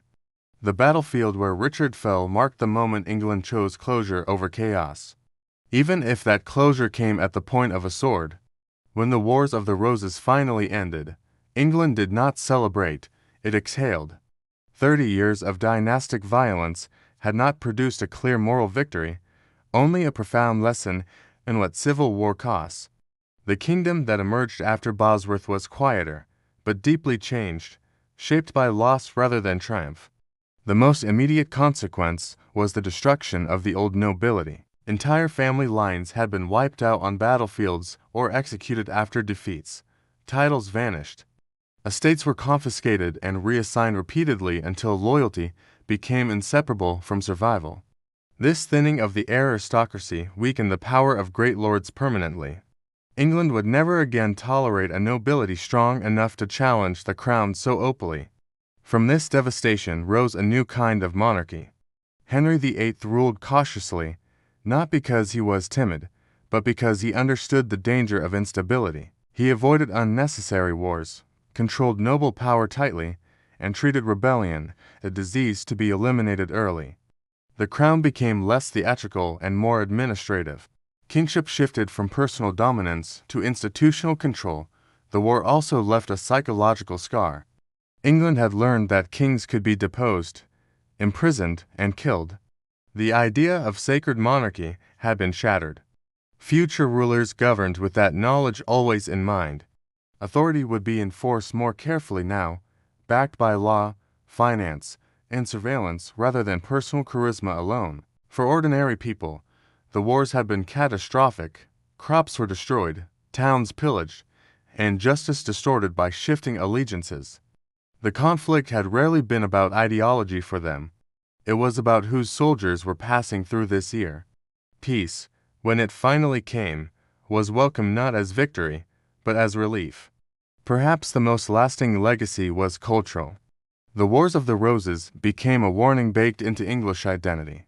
Writers, chroniclers, and later dramatists treated the period as a descent into madness, where ambition ran unchecked, and loyalty meant nothing. It became a story England told itself about what happens when power fractures.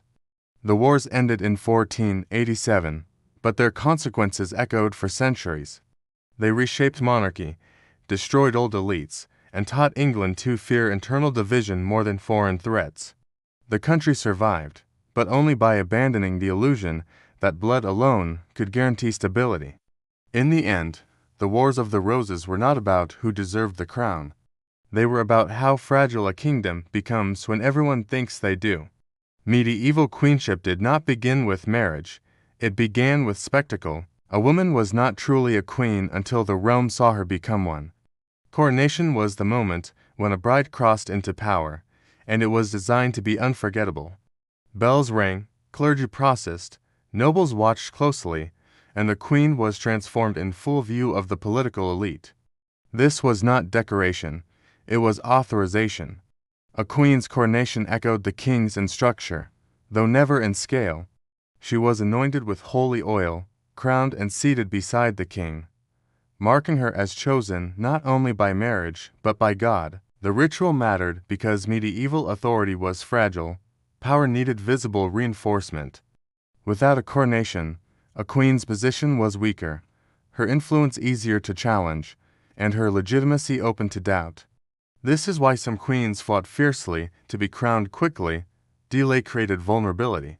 A crowned queen could issue charters, hold lands in her own right, and act as a legal partner to the king. An uncrowned queen was merely a wife with a title. The difference was enormous. Ceremony translated into leverage. The coronation also taught the queen her role. She processed slowly, dressed in specific colors, surrounded by clergy and noble women. Every movement was choreographed.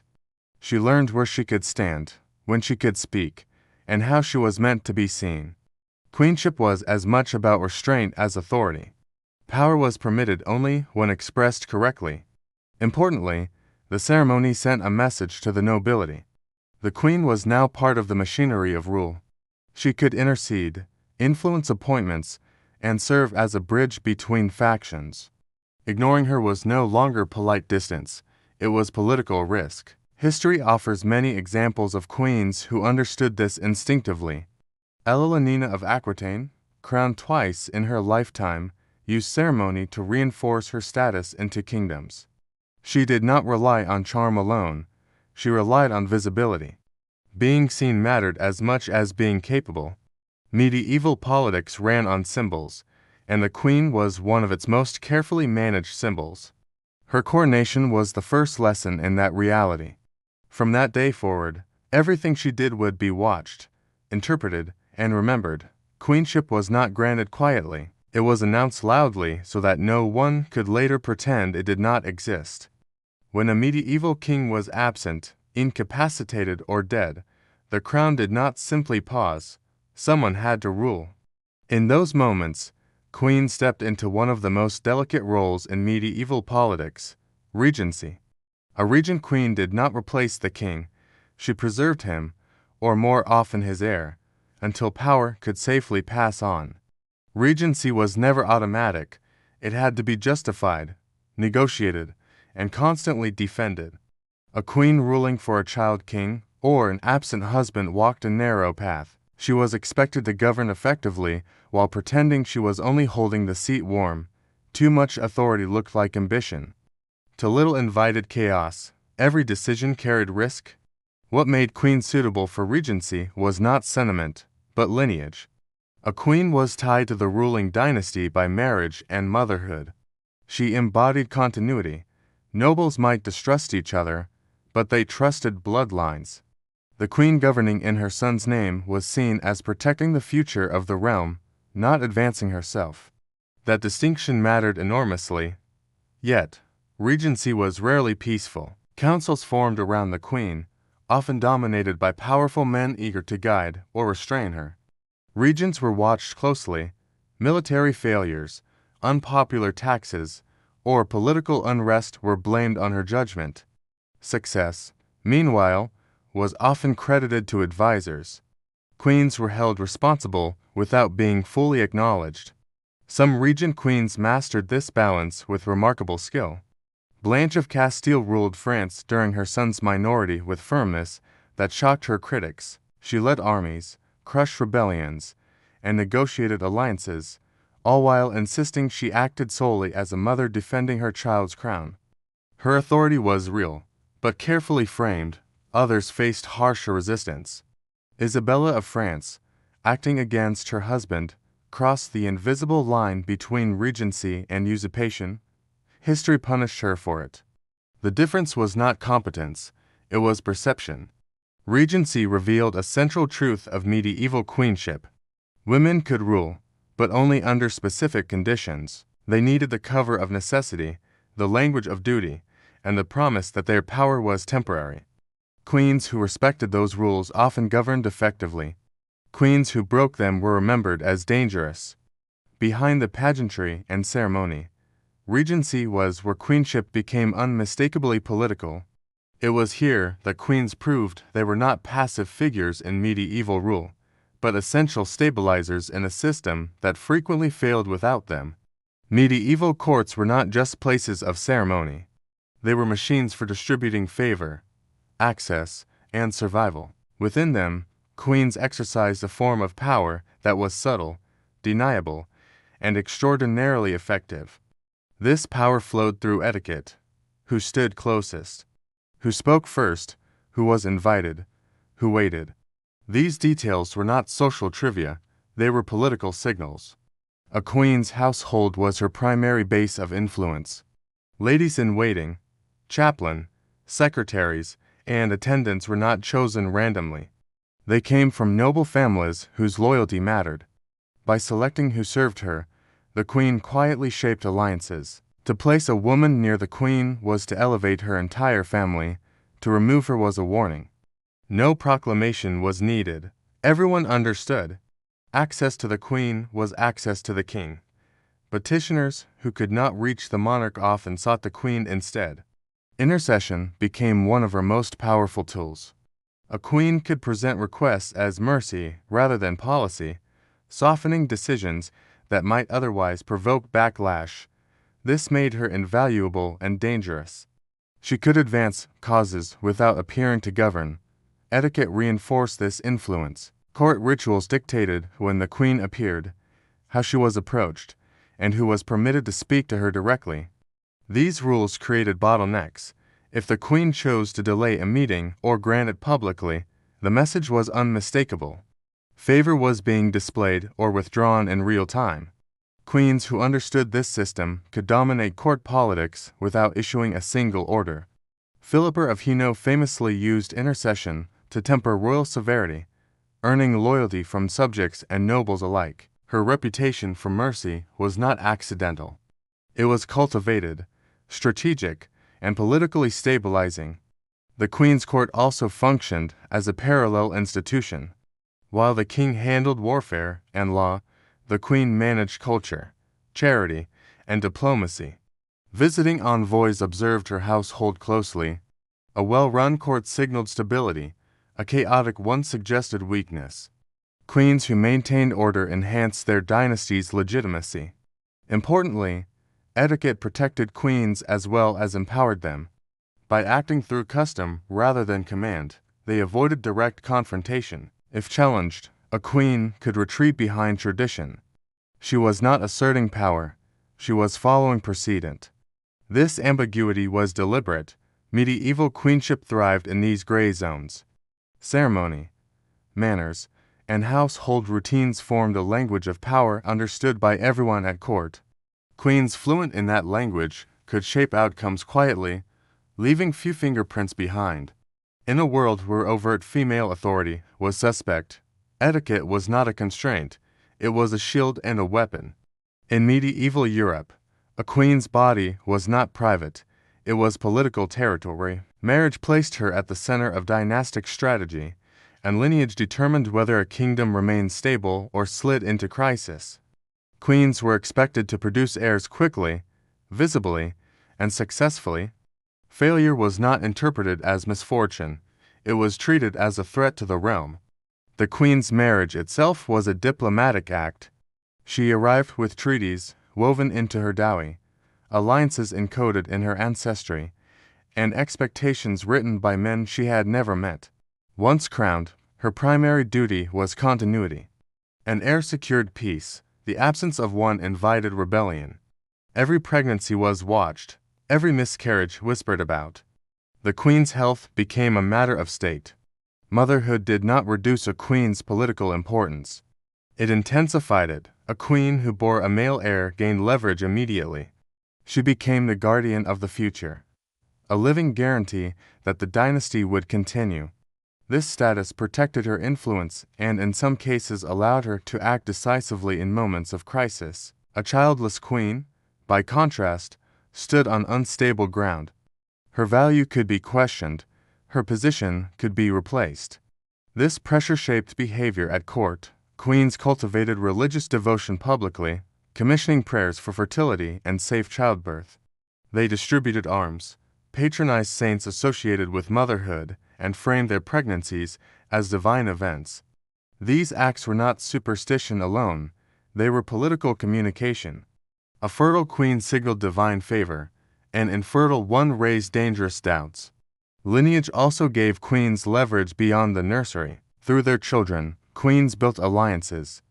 Marriages arranged by queens extended influence across borders. A daughter married into a rival house could stabilize decades of tension. A son betrothed strategically could prevent war. Queens were often deeply involved in these negotiations, even when men claimed final authority. Some queens understood this power instinctively. Margaret of Anjou fought relentlessly to protect her son's claim because she knew what his survival meant politically. Her authority flowed from motherhood as much as marriage. To attack her son was to attack the future she represented. In medieval queenship, lineage was currency, the womb was a site of power. And queens who navigated this reality successfully could shape the fate of kingdoms without ever stepping onto a battlefield. Beyond ceremony and motherhood, medieval queenship rested heavily on diplomacy. Queens were not merely decorative companions to kings, they were living bridges between courts. Born into foreign dynasties, raised in multilingual environments, and trained in etiquette from childhood, queens were uniquely suited to manage relationships that kings often complicated with pride or threat. A queen's foreign origin, so often criticized, was actually an advantage. She carried kinship ties that could soften hostilities and open channels unavailable to male rulers. Letters sent in a queen's name carried a different tone. They invoked family, obligation, and shared blood rather than dominance. In an age where insult could spark war, this mattered enormously. Queens frequently hosted envoys, negotiated marriages, and mediated disputes behind closed doors. These were not informal chats, they were structured exchanges governed by ritual, gift-giving, and carefully chosen language. A queen could advance peace without publicly binding the crown. If negotiations failed, the king could deny involvement. If they succeeded, stability followed quietly. This deniability made queens ideal negotiators. The queen's household again played a crucial role. Foreign ambassadors observed it closely, noting order, generosity, and discipline. A queen who ran a calm, dignified court projected legitimacy. Disorder suggested weakness. Queens who understood this curated their image carefully, knowing reputation traveled faster than armies. Some queens became legendary for their diplomatic skill. Eleanor of Aquitaine moved effortlessly between courts, cultures, and political systems, using charm, intelligence, and lineage to influence outcomes across Europe.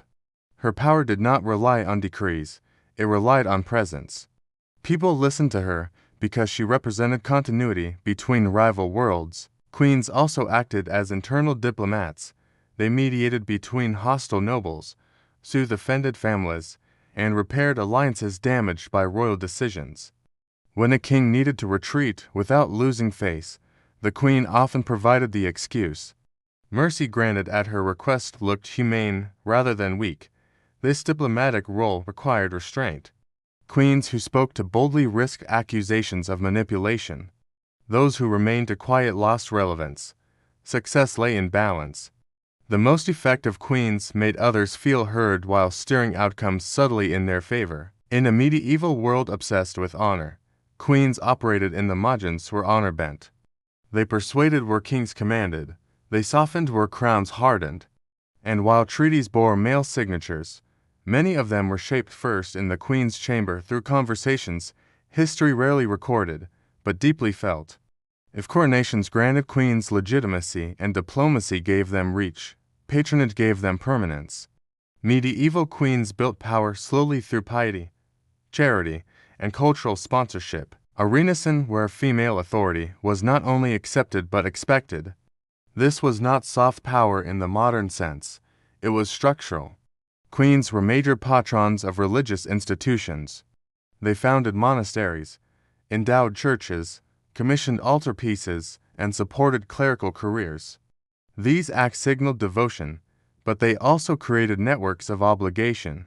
The convent funded by the queen prayed for her family, supported her political interests, and reinforced her reputation as divinely favored. In a deeply religious society, moral authority translated into political insulation. Piety also protected queens from criticism. A visibly devout queen was harder to accuse of ambition or corruption. Her actions could be framed as service rather than strategy. This did not mean queens were naive. It meant they understood optics. Public prayer, pilgrimages, and almsgiving were carefully staged reminders that the queen stood on the side of God and order. Patronage extended beyond religion. Queens sponsored artists, chroniclers, poets, and scholars. The stories told at court mattered. Chronicles shaped memory. Songs reinforced loyalty. A queen who controlled cultural output influenced how her reign and her dynasty would be remembered. Silence could erase enemies. Praise could elevate allies. Charity was another key tool. Queens distributed food during famines, ransomed captives, and intervened on behalf of the poor. These acts were highly visible and widely reported.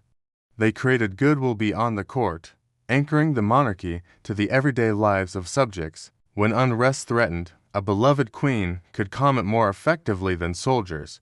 Some queens used this authority decisively. Matilda of Scotland cultivated a reputation for learning and generosity that stabilized her husband's rule and softened opposition. Her moral standing gave her political weight without formal command. Importantly, patronage outlived queens themselves. Foundations continued to pray for them. Endowments carried their names forward. Memory became infrastructure. Even queens who lost political battles often won the long game of remembrance through institutions that survived them. In medieval queenship, power did not always mean issuing orders. Sometimes it meant shaping the moral landscape in which orders were obeyed. Patronage allowed queens to root their authority in faith, culture, and care, forces that endured when armies failed and alliances shifted. Medieval queenship was never tested more severely than during crisis, war, invasion, rebellion, or the collapse of royal authority forced queens into roles far beyond ceremony. In these moments, tradition bent or broke, and queens were judged not by etiquette, but by results. Survival itself became a political act. When kings marched to war or were captured, queens often became the most stable authority left behind.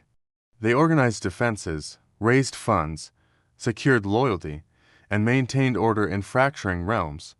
This was not theoretical leadership. It involved issuing commands, managing fortifications, and negotiating with hostile forces. The language of queenship shifted from intercession to command, even if chronicles tried to soften it afterward. War also exposed queens to extreme vulnerability. Captured queens were powerful hostages. Their treatment sent messages to allies and enemies alike. A queen imprisoned harshly signaled total victory.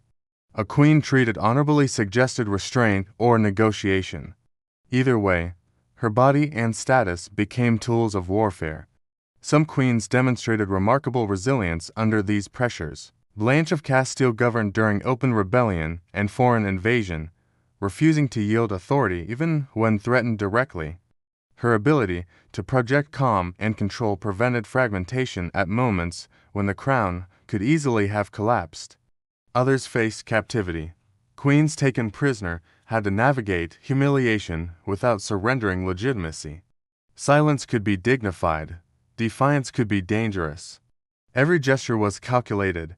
Even in confinement, queens remained symbols. Their survival mattered because it preserved continuity. Killing a queen risked martyrdom and backlash. Crisis also sharpened public scrutiny. Decisions made during war were remembered far longer than years of stability. A queen who failed to act decisively could be blamed for defeat. One who acted forcefully could be accused of overstepping her role. There was no safe path, only necessary ones. What emerges from these moments is the reality that medieval queenship was elastic. It expanded under pressure. Queens who survived crises often emerged with enhanced authority, even if unofficial. Those who did not were rewritten as warnings rather than leaders. In war and captivity, queenship shed its gentler disguises. What remained was endurance, the ability to hold authority together when everything else failed. These moments reveal medieval queens not as passive figures swept along by events, but as anchors in political storms, expected to endure whether history rewarded them or not.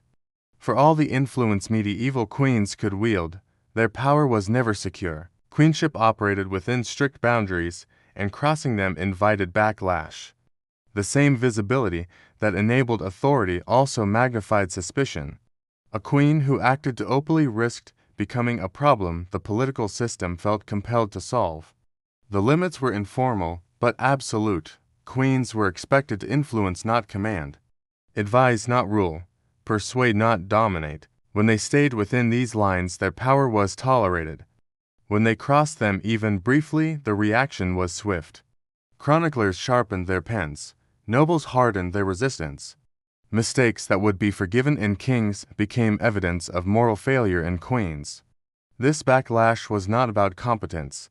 It was about discomfort. Medieval politics accepted female power only when it was framed as necessary, temporary, or maternal. A queen acting decisively during crisis might be praised. The same queen acting decisively during stability was accused of ambition. Context determined legitimacy more than outcomes. Visibility made this worse. Queens lived publicly. Their words were repeated. Their gestures were interpreted. Silence could be read as plotting, speech as manipulation. Queens rarely had the luxury of neutrality. Once influential, they were watched constantly, and watchfulness bred resentment. This is why queens often relied on intermediaries. Advisors spoke for them. Councils executed their wishes. Orders were delivered indirectly. Plausible deniability was survival. When something succeeded, it could be attributed to consensus. When it failed, the queen could retreat behind custom. This was not weakness, it was adaptation. Some queens paid heavily.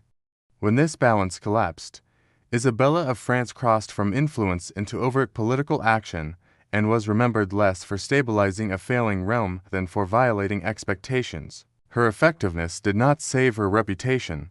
The narrative demanded punishment. Others learned to disappear at the right moment. Retreat could preserve legacy. Withdrawal was sometimes the most powerful move available. Queens who recognized when to step back often survived politically longer than those who pressed their advantage. The price of queenship was constant self-surveillance. Every act required calculation. Power was possible, but never free. The system allowed queens to rule, but only if they accepted that legitimacy could evaporate overnight. Understanding these limits is essential to understanding medieval queenship. Queens were not powerless. They were constrained, and within those constraints, the most successful ones learned when to act, when to vanish, and when to let others believe the decision was never theirs at all. By the end of the Middle Ages, queenship was no longer an anomaly to be explained away. It was a functioning part of how monarchy operated. Queens were not temporary substitutes or decorative figures orbiting real power. They were embedded into the political system itself, expected to stabilize, mediate, and endure where kings often could not. What makes medieval queenship so enduring is that it relied on structure rather than permission. Ceremony legitimized queens, lineage anchored them, households empowered them, custom protected them. Even backlash followed predictable patterns. Queens learned to operate inside this framework, bending it without breaking it. Their authority did not depend on radical change. It depended on mastery of existing rules. This is why queenship survived even as individual queens failed. When one queen fell from favor, another replaced her without dismantling the role itself. The system absorbed conflict. A queen could be disgraced, imprisoned, or sidelined. But the office of queenship remained intact, ready for the next woman to occupy it. That continuity is not accidental.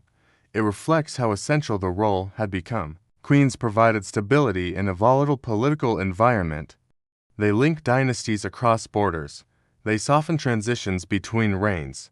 They acted as guardians during minorities and anchors during crises.